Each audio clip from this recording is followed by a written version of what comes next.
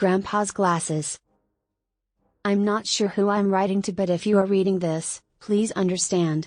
I think, no, I hope I'm going crazy. It's better than the alternative. My grandpa died about 2 months ago. We were extremely close.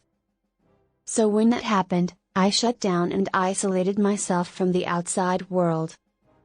It took about that long for me to actually go outside and visit his house one final time.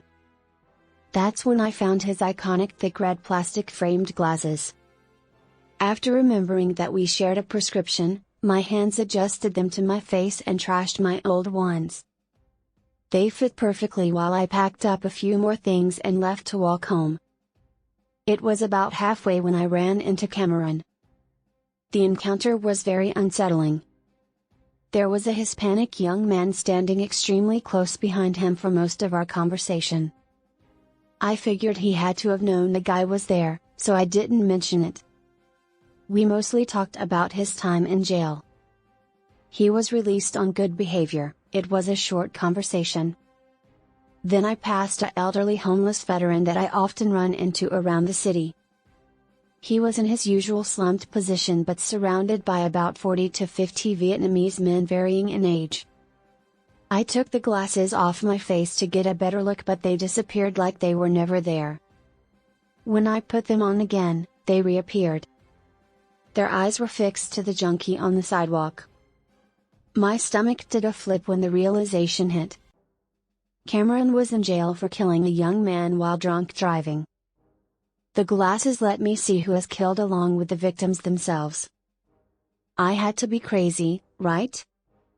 The thumping in my chest matched my hurried pace down the street. Thankfully I was in the neighborhood of my parents' house. Within 5 minutes I was throwing open their front door. "Mom, Dad, are you home? Sorry I didn't knock." I spoke loudly while walking towards the kitchen. There's something I know, the words caught in my throat when I found them washing dishes. They both smiled and began to speak, but I couldn't focus on their greeting at all. Instead I could only stare at the person standing behind them both. My grandpa stood completely still, eyes locked on their faces while they continued to speak at me until a confused accusation fell out of my mouth. "You killed Grandpa?" Their faces turned ghostly white. Before they could even respond I ran. The glasses slid off my face about halfway down the road. So now I've been sitting here in my apartment and thinking for a while until the expected knock came. "Hey son. It's me, your mom stayed home. You said something crazy and ran off, so I just wanna talk." That's what he said. To be honest, I haven't let him in yet. At first I ignored him and wrote this just in case, but now? I don't know what to do. Should I let him in?